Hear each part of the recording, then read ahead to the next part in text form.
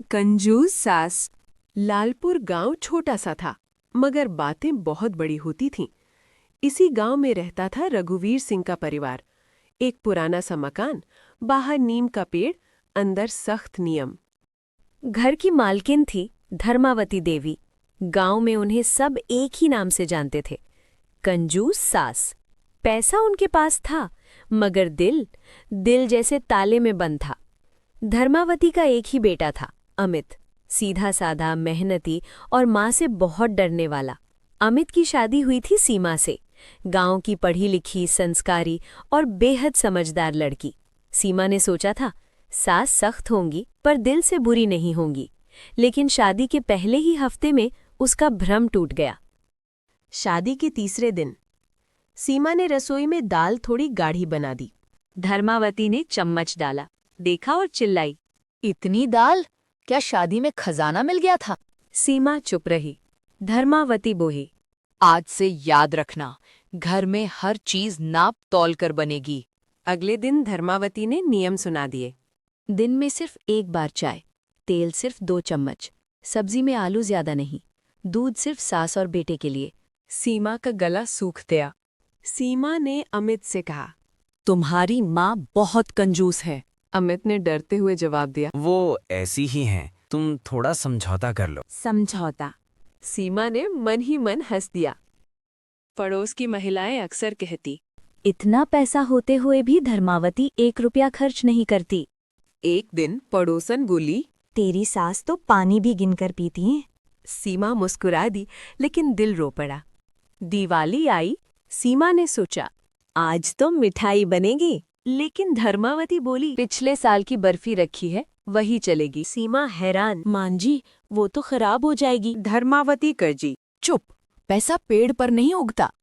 सीमा हर दिन अपमान सहती रही। वो जानती थी जवाब दिया तो घर टूटेगा। उसकी माँ ने सिखाया था सब्र भी एक ताकत होता है। एक दिन सीमा को तेज बुखार आया। डॉक्टर ने कहा, कमजोरी है, अच्छा खाना चाहिए। धर्मावती ने दवा खरीदी, लेकिन फल नहीं। बोली, दवा से काम चल जाएगा। रात को अमित बोला, माँ, सीमा बहुत कमजोर हो रही है। धर्मावती ने ठंडे स्वर में कहा। औरतें ऐसे ही नाटक करती हैं। अमित चुप हो गया। उस रात सीमा रोई नहीं। उसने खुद से कहा, अब रोने से कुछ नहीं होगा। उसकी आंखों में पहली बार एक मजबूत इरादा था। अगले दिन सीमा ने घर का हिसाब लिखना शुरू किया, हर पैसा, हर खर्च। धर्मावती खुश हुई। चलो, बहू को अकल आ गई। उन्हें क्या पता था, यही हिसाब आगे चलकर सब कुछ बदल देगा। सीमा को धीरे धीरे पता चला, बैंक में लाखों पड़े हैं, जमीन के कागज छुपे हुए हैं। सास कंजूस नहीं, डरपोक हैं। डरपोक, गरीबी के पुराने डर से। एक दिन पड़ोस की बूढ़ी काकी ने कहा, तेरी सास ने गरीबी देखी है बेटी, इसलिए वो आज भी डरती हैं। सीमा पहली बार सास को समझने लगी। एक शाम धर्मावती बेहोश हो गई। हॉस्पिटल में डॉक्टर बोला, अगर समय पर इलाज न हुआ तो। सीमा ने बिना सोचे कहा, इलाज होगा, पैसा लगेगा तो लगे। धर्मावती की आंखों से आंसू बह निकले। धर्मावती को होश आया।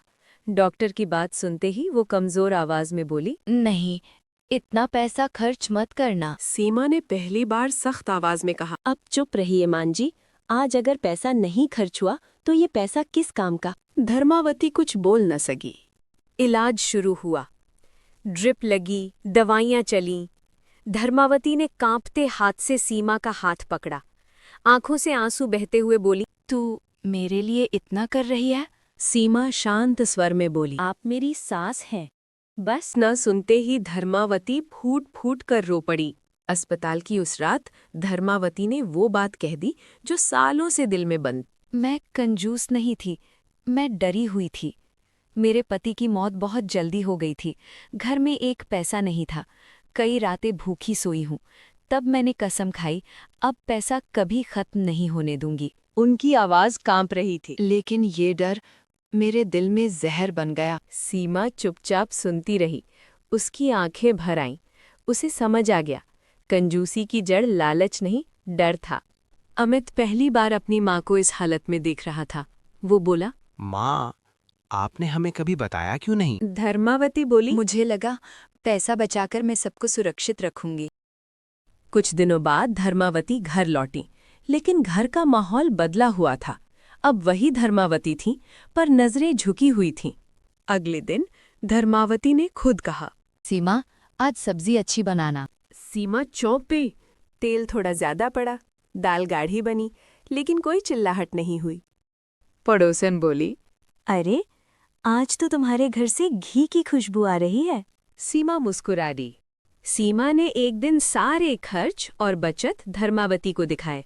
बोली, माँ जी देखिए, इतना पैसा होते हुए भी हम खुश नहीं थे। धर्मावती बोली। मैंने सबको दुख दिया, खुद भी दुखी रही। उनकी आंखों से आंसू गिरने लगे।